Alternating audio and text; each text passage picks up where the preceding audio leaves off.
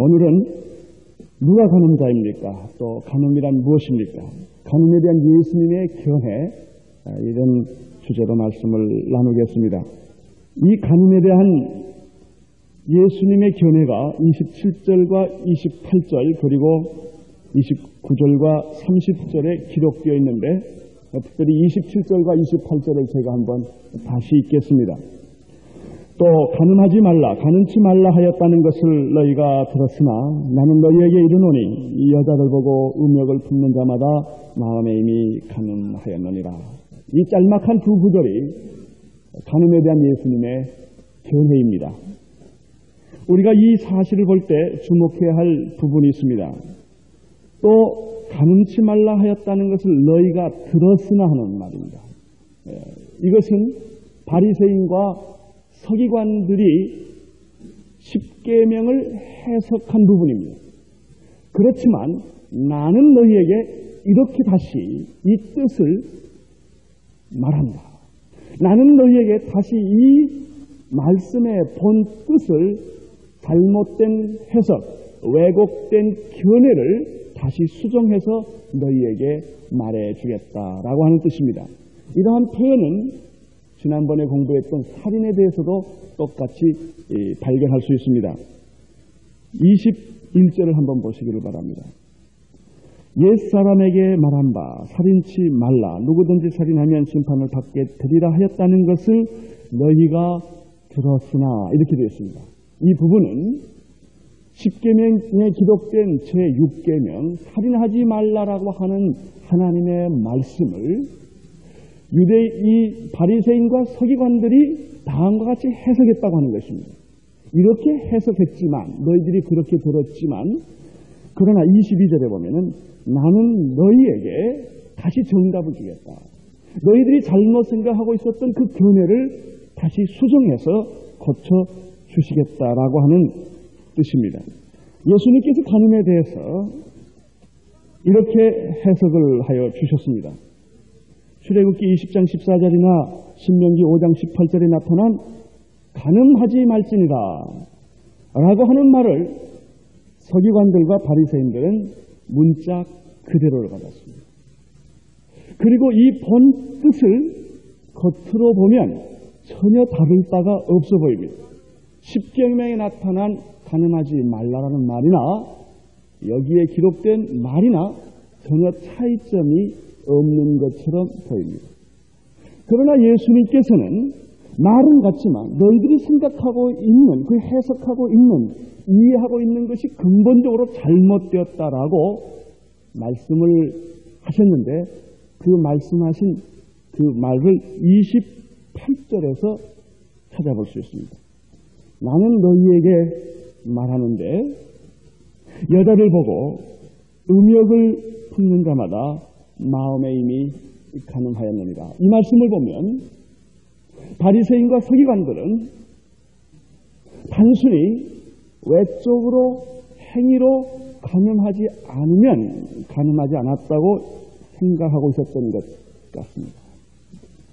비록 여자를 보고 마음속에 더러운 음욕을 품건 남의 아내를 탐내건 이것과 상관없이 제7계명을 범하지 않는 것, 그것은 겉으로 행위로 간음만 하지 않으면 범하지 않는 것으로 그들은 생각을 했습니다. 이것은 하나님의 말씀을 제한하고 축소시킨 교활한 태도였습니다. 대부분의 많은 사람들이 하나님의 말씀을 교활하게 축소하고 하나님의 말씀을 교활하게 제한해서 자기 편리하게 해석하는 경우가 참 많습니다. 우리 설교자의 경우도 그렇습니다. 이 설교자가 설교를 준비할 때 내가 분명히 이 성경 말씀의 본문을 잘 파악을 했는데, 메시지를 발견을 했는데, 내가 그렇게 살지 못하면 그 부분을 살짝 넘어갑니다. 그 부분을 강조를 덜 하게 됩니다. 왜냐하면 내가 그렇게 살지 못하는 양심의 갈등 때문에 그 부분을 넘어가면서 하나님의 말씀을 축소하고 또 하나님의 말씀을 위장을 해버리는 수가 더러 있습니다. 바로 이것이 서기관과 바리새인들이 저질렀던 엄청난 실수였습니다. 이것은 비록 작은 실수 같았지만 결과적으로는 엄청난 차이를 만들어내는 것입니다. 신앙이란 바로 이런 것입니다. 작은 차이 같지만 엄청난 차이겠죠. 겉보기에는 다 비슷해 보이지만 그러나 그 내면의 세계 속에 들어가 보면 엄청난 차이를 만들 수 있는 것이 바로 신앙입니다. 이것이 바로 현대인들이 가지고 있는 죄에 대한 태도이기도 합니다. 그들은 하나님의 말씀을 이렇게 축소했습니다. 제한했습니다. 겉으로 내가 가늠만 하지 아니하면 된다고 생각했기 때문에 그들은 안심하고 교회를 나왔습니다. 그리고 제사를 드렸습니다. 나는 죄인이 아니라고, 나는 죄를 짓지 않았다고 자기 자신에게 설득을 했습니다. 뿐만 아닙니다. 겉으로 간음을 한 사람들에 대해서 이 사람들은 놀랍게도 무섭도록 정죄하는 태도를 갖게 된 것입니다. 그러나 예수님은 이러한 허위와 위선을 무섭도록 정확하게 지적을 하시면서 하나님께서 십계명에 주신 그 7계명의 바른 정신과 뜻을 오늘 본문에서 예수님이 해석해 주신 것입니다. 여기에는 중요한 두 가지 메시지가 내포되어 있습니다. 여자를 보고 음욕을 품는 자는 이미 간음하였느니라 라고 하는 예수님의 그 해석에는 아주 중요한 두 가지 뜻이 있습니다. 첫째는 예수님께서는 율법을 해석하실 때 행위와 동기를 똑같이 보셨습니다. 사람들은 겉모양만을 보았습니다. 사람들은 겉모양을 지키는 것으로서 율법을 지켰다고 생각을 했습니다. 그러나 예수님은 겉으로 나타난 행위보다 더 중요한 것은 내면의 동기다라고 해석하신 것입니다. 겉으로는 살인하지 않을 수 있습니다. 그러나 우리가 한 달 전에 보았던 말씀처럼 마음속에는 분노와 미움과 그리고 아주 잔인한 욕을 할 수 있습니다. 그러나 겉으로는 살인하지 않았습니다. 근데 예수님은 그건 살인이라고 정확하게 찍어서 말씀해 주셨습니다. 하나님은 결코 사람의 겉모양을 보고 속지 않습니다. 목사는 속을 수 있습니다. 여러분 자신은 여러분의 자신의 행위에 대해서 속을 수 있습니다. 그러나 하나님은 결코 기만당하시지 않습니다. 마음속에 더러운 생각과 나쁜 동기를 갖는 것도 죄지만 그것을 겉으로 숨기고 의로운 척하며 위장하는 것은 더 큰 죄입니다. 예수님의 죄에 대한 관점은 언제나 내면적인 데 있습니다. 여러분이 헌금이 얼마나 많으냐? 하나님 별로 관심 없습니다. 여러분들이 교회 와서 무엇을 어떤 행위를 하느냐? 거기에 대해서 하나님이 수판 놓고 있지 않습니다. 어떤 태도로 헌금하느냐? 어떤 태도로 기도하느냐? 어떤 마음의 자세로 와서 주님께 봉사하느냐? 하나님은 거기에 저울을 달고 계십니다. 예수님께서 이러한 원리를 실제로 적용한 두 케이스가 있었습니다. 첫째는 요한복음 4장입니다. 남편을 5번이나 바꾼 한 복잡한 여자 이야기를 여러분이 알고 계실 것입니다. 그런데 예수님은 그 여자를 어떻게 대했습니까? 많은 사람들은 그 여자와 만나서 이야기하는 것을 수치라고 생각했습니다. 그래서 그 여자를 보면 조롱했고 미워했고 그리고 비판을 했습니다. 그래서 이 여자는 그러한 사람들의 비판에 견디지를 못해서 물을 해가 진 선선한 때 떨어오지를 못하고 해가 쨍쨍 내려지는 12시에 와서 물을 기르러 왔습니다. 이것이 이 여자의 입장입니다. 많은 사람들은 그 여자의 겉에 나타난 행위를 보고 비판을 했습니다. 그런데 예수님은 그 여자를 그렇게 만나주지 그 여자의 가까이 가서 물을 달라고 말했습니다. 그리고 그 여자를 하나의 순결한 처녀처럼 예수님은 만나주기 시작하신 것입니다. 선입감을 갖지 아니하고 그 여자의 친구로서 대해주기 시작을 하셨습니다. 창녀로 취급하지 않았습니다. 왜 그랬습니까? 이 여자의 내면에는 이 겉으로는 복잡한 여자이지만 성경을 쭉 추구해서 읽어보면 이 여자의 내면에는 진실을 찾고 있었던 여자임을 예수가 알았기 때문에 이 여자는 누구를 기다리고 있었습니까? 메시아를 기다리고 있었던 여자였습니다. 그래서 예수님은 겉으로 보여진 창녀와 같은 그 여자의 모습을 보시지 않고 그 여자의 내면의 갈등과 고민과 그리고 하나님을 심각하게 찾고 있는 메시아를 기다리고 있는 그 순결한 마음에 예수님은 애정을 가지고 접근을 하십니다. 결국 이 여자에게 어떻게 하셨습니까?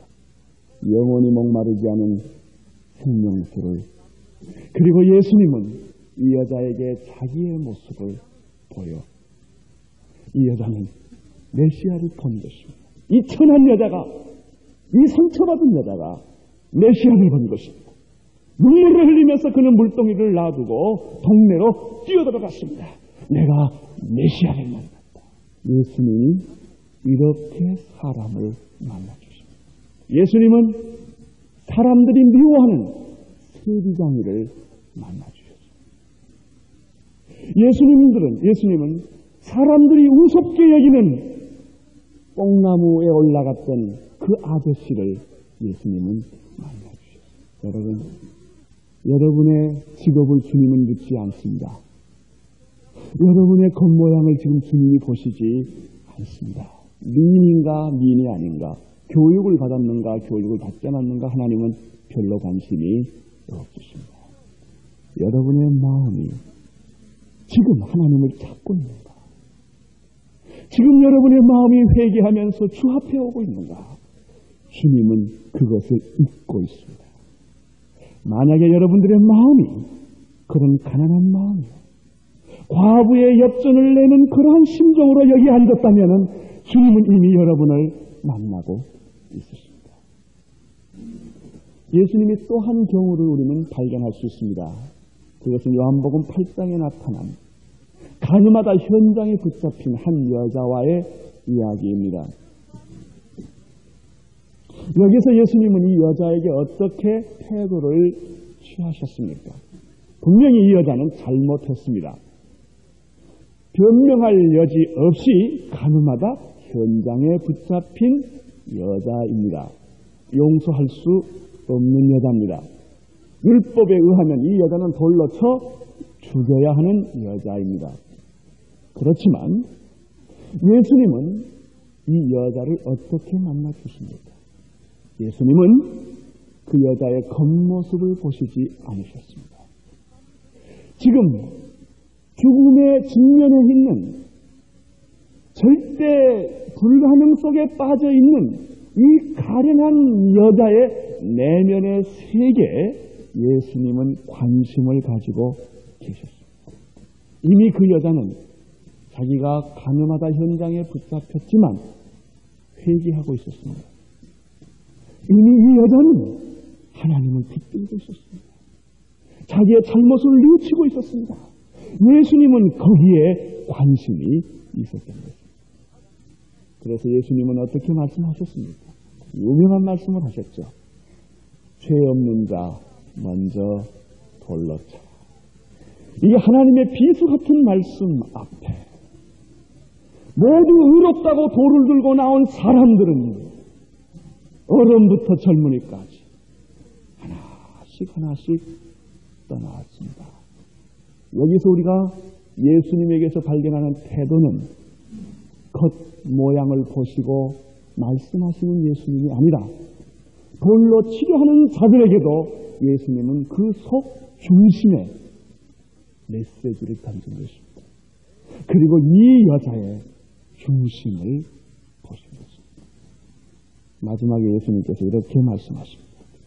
여인이여, 나도 너를 정죄하지 아니하노니 가서 다시는 죄를 범치 말라.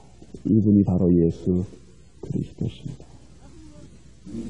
여러분이 오늘 아침에 정말 눈물을 흘리면서 가난한 마음으로, 빈 마음으로, 하나님께 은혜를 받고자 하는 마음으로 여기 오셨다면 주님은 결코 여러분을 박대하지, 여러분에게 하나님은 풍성한 은혜를 분명히 주실 것입니다. 그러나 만약 습관으로 왔다거나 아무 생각 없이 교회에 왔다면 헛걸음하신 겁니다. 여러분이 헌금하셔도, 여러분이 찬양을 해도 그것은 아무 의미가 없습니다. 이 여인은 겉으로는 세상에서 가장 파렴치한 죄를 지었지만 그 내면의 세계에 있어서는 예수님에게 있어 볼 때 가장 거룩하고 깨끗한 여자로 이미 변신하고 있었습니다. 그런데 우리 예수님께서 이렇게 태도를 취하신 반면에 놀라운 사실은 완벽하게 죄를 짓지 않고 율법을 철저하게 지키고 뿐만 아니라 종교적으로 열심히 있었던 바리새인과 서기관들에 대해서는 예수님이 어떻게 반응을 보이신지 아십니까? 마태복음 23장을 보면 이 바리새인과 서기관들에게 이렇게 예수님이 말씀을 하셨습니다. 화 있을진저 외식하는 서기관들과 바리새인들이여. 아주 무서운 말을 했습니다. 이 말을 7번씩이나 예수님은 하셨습니다. 지키는 방법으로서 살인하지 말라라고 하나님은 방법을 주셨습니다. 부부간의 신성을, 결혼의 신성을 지키는 방법으로 하나님이 주신 것은 간음하지 말라라는 말씀이었습니다. 간음하면 부부의 신성이 깨집니다. 결혼의 신비가 깨집니다. 그런데 여러분들 여기서 간음하지 말지니라라고 하는 이 말씀은 주님 오실 때까지 변치 않을 하나님의 말씀입니다. 그런데 여기에서 주님은 성욕을 갖지 말라 이렇게 말하지 않았습니다. 간음하지 말라 그랬지 성욕을 갖지 말라 그러지 않았습니다. 성욕을 갖는 것은 좋은 것입니다. 이것은 하나님이 주신 축복입니다. 이 성이라고 하는 것은 하나님이 주신 은총의 선물입니다. 이것은 정상적인 부부가 반드시 누려야 할 하나님의 축복의 선물입니다. 나는 우리 교회 모든 결혼하신 분들이 성생활에 만족할 수 있기를 바랍니다. 이것은 하나님의 명령이고 축복입니다. 그런데 문제는 성욕과 음욕이 다르다고 합니다. 많은 사람들은 하나님이 주신 것은 하나님이 창조의 질서 속에 주신 이 성욕이지만은 마귀가 주는 것은 음욕입니다. 마귀가 주는 것은 이 나쁜 음란한 생각이요, 음란한 관계요, 부정한 관계입니다. 이것은 부부관계를 깨버리는 것입니다. 이것은 신성한 가정을 깨뜨리는 폭탄입니다. 그래서 간음하지 말라고 말씀하셨습니다. 특별히 어릴 때도 마찬가지지만 오늘 한국의 현대인들에게 시급히 전달해야 할 메시지가 있다면 간음하지 말라입니다. 이미 우리들의 안방에는 거침없이 음란 비디오가 자유롭게 들어왔습니다. 영화, 신문, 잡지, TV 매체를 통해서 걷잡을 수 없는 음란 풍조가 들어왔습니다. 이제는 이러한 나쁜 음란 관계를 갖는 것은 그저 밥 먹는 것 정도로, 음료수를 마시는 것 정도로 이 마귀는 그것을 자꾸 상식화시킵니다. 그건 죄가 아니다. 그것은 인간이 누려야 할 특권 중에 하나다. 그저 식당에 가서 밥 먹는 것과 마찬가지다. 이렇게 자꾸 우리들을 세뇌시키기 시작을 했어요. 거의 대부분의 많은 사람들이 이 세뇌를 지금 받고 있습니다. 어떤 통계에 의하면 이미 40% 이상의 중고등부 학생들이 음란비디오를 봤다는 통계가 있습니다. 이것이 지금 우리의 현실입니다. 에이즈병은 현대 질병의 대명사입니다. 어떻게 하시겠습니까? 어떻게 이것을 막겠습니까? 그대로 놔두시겠습니까? 이번에 미국에서 제가 한 달 여행하면서 모든 부모님들의 한결같은 이구동성의 고민이 뭔지 아세요? 바로 이 문제. 나갈 길이 없다는 겁니다. 특별히 고급 좋은 학교 다니는 아이일수록 더 심하다는 것입니다. 보통 문제가 아닙니다. 제가 LA나 뉴욕이나 워싱턴이나 만나는 사람들마다 자녀 문제 때문에 고민하는 것은 바로 이 문제입니다. 오늘 이 음란한 그리고 이 가는 마귀를 어떻게 막을 수가 있겠습니까? 이제 이것은 교회가 성역도 아닙니다. 교회도 무자비하게 들어오고 있다고 하는, 나는 가끔 이런 생각을 합니다. 한국이 공산주의 때문에 망할 것이 아니라 도덕적이고 성적인 부패 때문에 이 나라는 망할 것이다. 이걸 어떻게 막겠습니까? 민주화도 시급합니다만 더 시급한 것은 도덕적, 영적 타락을 막는 것입니다. 나는 정말 한국을 살리기 위해서 대학생들이 데모하는 일도 중요하지만 그들이 도덕적으로, 성적으로 타락하지 않는 결단을 하는 것이 나는 더 중요하다고 믿습니다. 이것이 무너지면 다 무너집니다.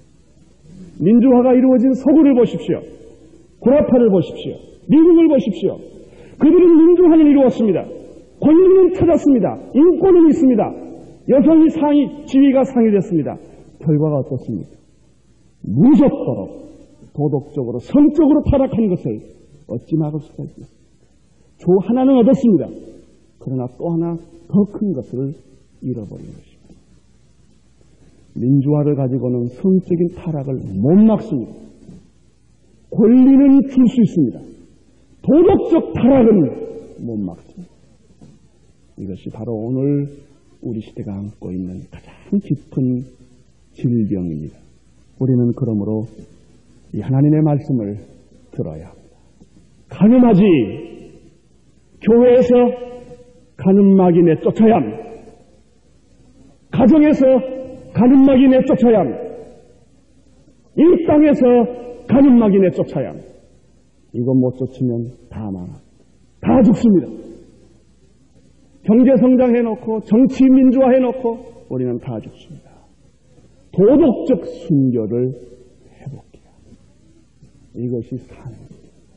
성경은 구약에서도 가늠하지 말지니라고 말씀하셨을 뿐만 아니라 예수님은 한 걸음 더 깊이 들어가서 육체적으로 가늠하는 게 중요한 것이 아니라 여자를 보고 음욕을 품는 자는 이미 가늠했다라고 말씀하셨습니다. 이 말씀을 보면 예수님은 한 걸음 더 깊이 이 문제를 해석한 것을 볼 수 있습니다. 이 말씀 속에서 우리가 발견하는 것은 죄의 심각성입니다. 예수님은 결코 죄를 가볍게 취급하지 않으셨습니다. 그러나 현대인들은 죄를 경시하고 적당히 취급하려고 합니다. 현대인의 특징 중에 하나는 무엇입니까? 죄를 심리학적 한 현상으로 취급해보려고 하는 태도입니다. 그러나 성경은 반대로 이 죄 문제를 집요하게 물고 들어줍니다. 타협하지 않습니다. 더 깊이 이 문제를 물고 들어줍니다. 사람들은 내면의 죄를 지적하면 숨을 쉴 사람이 하나도 없기 때문에 어떻게 하는지 아세요? 법적인 죄만 가지고 따집니다. 법이 죄라고 하면 죄고 법이 죄라고 말하지 않으면 죄가 아닙니다. 이것이 세상 사람들의 일반적인 견해입니다. 현대인들의 죄에 대한 관념은 들키면 죄요, 안 들키면 죄가 아닙니다. 제가 늘 얘기를 하죠. 교도소에 계신 분들은 들킨 죄인들이에요. 여기 앉아 계신 분들은 안 들킨 죄인들이 뻔뻔하게 앉아 있는 거예요. 그 차이밖에 없어요. 들켰다면 여러분도 마찬가지였어요. 그러나 뻔뻔하게 앉아 있는 거예요. 그런데 법이 죄라고 안 하니까 나도 죄인이 아니에요. 이렇게 안심하고 있는 거예요. 그러나 안심할 수 없습니다. 왜냐하면 하나님이 죄라고 말합니다. 이 문제를 조금 더 깊이 생각을 해보겠습니다. 그것은 어떤 사람이 내면의 죄를 숨겨놓은 채 법적으로, 외적으로 죄를 안 졌다고, 그래서 나는 죄가 없다고, 나는 오히려 정의로운 사람이다, 나는 오히려 진리를 말하는 사람이라고 주장한다면 바로 그것은 죄의 교활성을 하나 더 가지고 있는 것뿐입니다. 나는 정말 가늠하지 않았다고, 그래서 나는 하나님 앞에서 떳떳하고 하게 말한다면 나는 여러분에게 이런 질문을 하나 던지고 싶습니다. 그렇게 가늠을 하지 않으셨다면 왜 당신은 다른 사람들의 이혼이나 스캔들 기사를 한 줄 빠지지 않고 다 읽습니까? 명작이니 베스트셀러라고 하는 이유로 고상하게 책을 읽으면서 왜 부도덕한 성적인 관계나 묘사를 그렇게 재미있게 탐독을 하십니까? 주간지나 월간지가 저질이라 추잡하다고 말하면서 왜 몰래 읽습니까? 열심히 읽습니까? 이것은 바로 다른 사람의 음란 행위를 즐기고 있는 거죠. 그것뿐입니다. 왜 우리의 눈은 음란한 잡지에 왜 자주 갑니까? 그것이 바로 우리의 모습입니다. 그것이 우리의 본질입니다.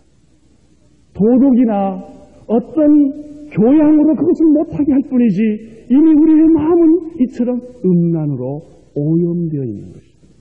그것이 우리의 죄의 교활성입니다. 한 가지 더 생각해 보십시다. 왜 사람들은 와이담하기를 그렇게 좋아하고 또 듣기를 좋아합니다. 그 내면성에는 무엇이 있습니까? 이것이 바로 우리의 모습입니다. 주님은 이것을 아신 것입니다. 주님은 이것을 보신 겁니다. 여러분의 겉으로 나타난 모습을 보는 게 아니라 내면의 그 생각을 보고 계신 것입니다. 여러분, 예수님은 정확하게 우리에게 말씀을 하셨습니다. 여자를 보고 음력을 품는 자는 이미 가늠하여. 이렇게 말씀하신 예수님은 29절과 23절에서 해결책을 제시하고 있습니다. 29절 같이 읽을까요? 시작. 만일 내 오른눈이 너로 실족해 하거든 빼어버리라. 내 백체 중에 하나가 없어지고 온몸이 지옥에 던지우는 것이 유익하며 30절 또한 만일 내 오른손이 너로 실족하게 하거든 찍어내버리라. 내 백체 중 하나가 없어지고 온몸이 지옥에 던지우는 것이. 자, 우리 여기 계신 분들은 한 눈 하나씩 다 예수님의 명령대로 하면 다 빼야 합니다. 팔도 다 찍어야 합니다. 이것이 예수님의 해결 방법. 눈을 빼라. 손을 찍어라. 실제로 이렇게 하신 분들이 있어요. 3세기 유명한 신학자 알렉산드리아 오리겐이라고 하는 그 교부가 이 말씀을 실천하기 위해서 거세를 했어요. 그리고 그 후에 경건하게 살려는 사람들이 이 갈등 앞에서 실제로 그런 고민들을 많이 했습니다. 조성기 씨가 쓴 야외의 밤에도 실제로 연자 맷돌 메고 물속에 들어간 그런 묘사가 있다는 얘기를 들었습니다. 그렇습니다. 예수님의 메시지는 그런 얘기예요. 눈이 너를 범죄하거든 빼버려. 손이 너를 범죄하거든 찍어버려라. 차라리 병신이 돼서 지옥 가는 것보다 천당 가는 것, 온몸이 성해서 지옥 가는 것보다 병신 돼서 천국 가는 게 낫다. 그러나 우리는 이 말씀을 오해하지 않기를 바랍니다. 진짜 찍어버리라는 뜻이 아닙니다. 오해하지 않고 오늘 가서 찍지 않기를 바랍니다. 눈도 빼지 않기를 바랍니다. 그럼 이 말은 무슨 뜻입니까? 마틴 로이드 존슨이 이런 말을 했습니다. 내가 오른쪽 눈을 빼버리면 왼쪽 눈은 상할 것 같으냐 이게. 왼쪽 눈도 곱대야 된다. 그런 얘기를 했어요. 오른쪽 눈을 빼라는 말은 뭐냐? 오른쪽 손을 잘라라는 말은 뭐냐? 오른쪽 눈을 뺀 것처럼 행동하라고. 오른쪽 손을 자른 것처럼 행동하라는 거예요. 지금 자르라는 얘기가 아닙니다. 왜냐하면 문제는 육체의 문제가 아니라는 것입니다. 마음의 문제지. 육체는 뭐예요? 마음이 명령하는 대로 순종하는 것뿐이에요. 제가 잘 알고 있는 한 장로님이 손을 이렇게 손가락을 잘랐어요. 그래서 이상해서 군대 가기 싫어서 자르신 거예요. 그랬더니 그게 아니래요. 왜 그러냐? 이 양반이 도박을 너무너무 좋아하셔서 집도 다 한번 날리고 부부싸움에서 이혼 직전에 갔는데 부인이 이혼하겠다는 거죠. 그래서 남편이 빌었대요. 내가 손을 자를 테니까 한 번만 용서해달라. 그 잘랐어요. 근데 그분의 감정, 잘라도 또 하더라는 겁니다. 성령을 받고 나니 안 했다. 은혜를 받고 나 은혜가 안 했지 손 잘라서 안 하는 게 아니야. 여러분 발 자르고 손 자르는 게 중요하지 않아요. 여러분의 마음이 거듭나야 돼요. 성령을 받으셔야 돼요. 변화되어야 돼요. 속사람이 이 29절과 30절의 말씀 속에서 우리는 세 가지 사실을 배우게 됩니다. 첫째는 제 결과가 얼마나 무서운가를 여기서 보게 됩니다. 예수님은 이렇게까지 제안했습니다. 차라리 눈을 하나 빼는 게 낫다. 차라리 손을 하나 자르는 게 낫다. 이게 죄입니다. 여러분 죄를 얕보지 말기를 바랍니다. 이것쯤이야, 이 정도쯤이야 괜찮겠다고 생각하지 마십시오.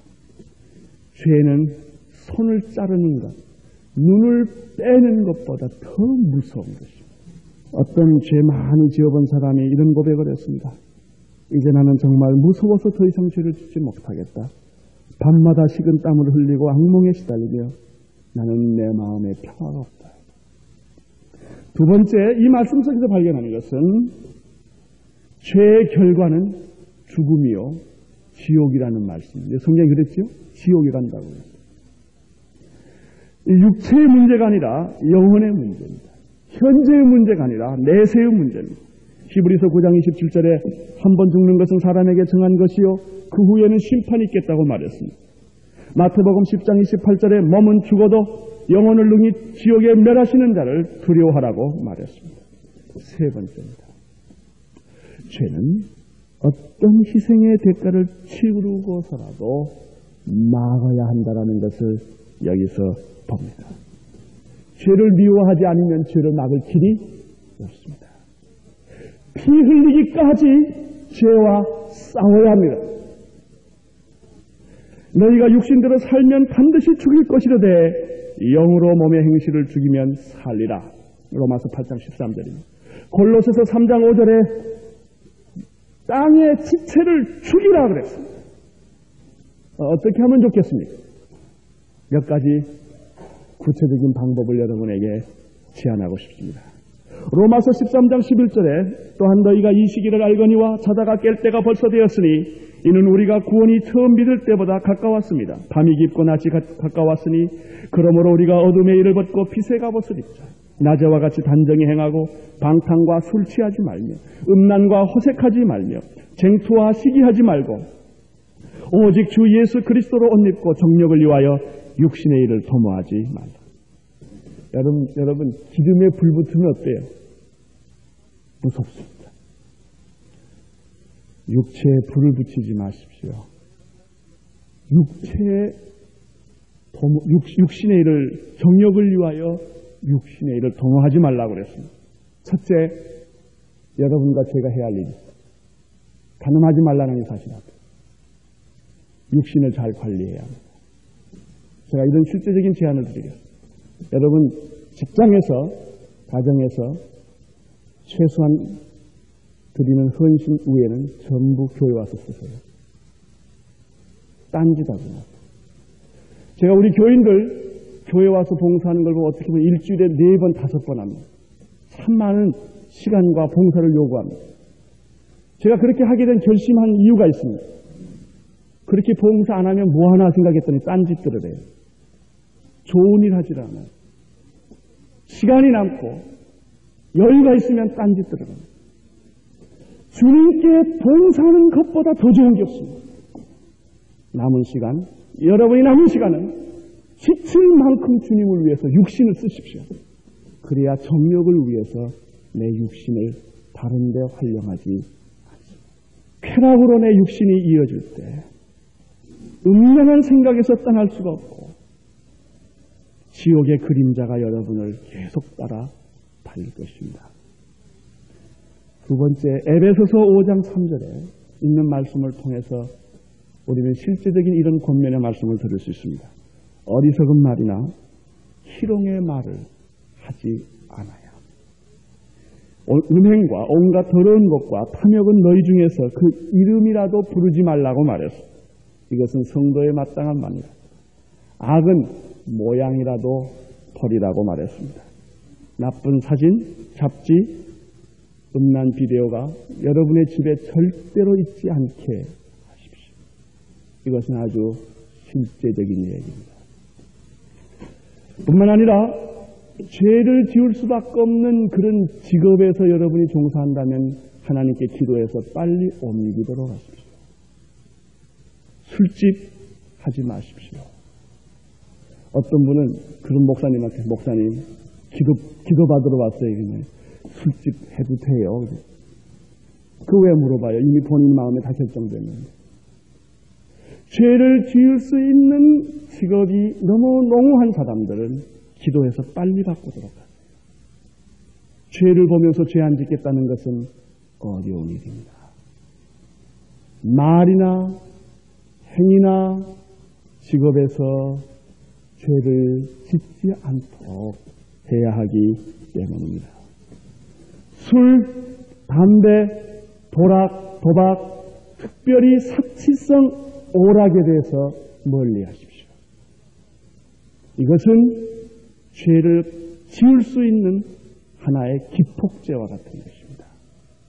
그러므로 이러한 것들에서 자꾸 멀리 실제로 하셔야 합니다. 그러나 실제로 죄를 짓지 않는 음란에 빠질 수 없는 것은 늘 깨워 성령 충만하셔야 합니다. 에베소서 5장 18절에 술 취하지 말라. 이는 방탕한 것이니 오직 성령의 충만함을. 사랑하는 사람에게는 미워할 시간이 없습니다. 일하는 사람에게는 죄를 지을 시간이 없습니다. 전도하는 사람에게는 유혹에 빠질 시간이 없습니다. 하나님께서 여러분의 생이 순결하고 깨끗하게 주님 앞에 갈 수 있기를 바랍니다. 기도하겠습니다. 하나님 아버지, 간음하지 말지니라 하시는 말씀에 대한 예수님의 해석을 오늘 들었습니다. 저희들이 이 말씀을 하나님의 음성으로 받게 하여 주옵소서. 예수님 이름으로 기도드리옵나이다. 아멘.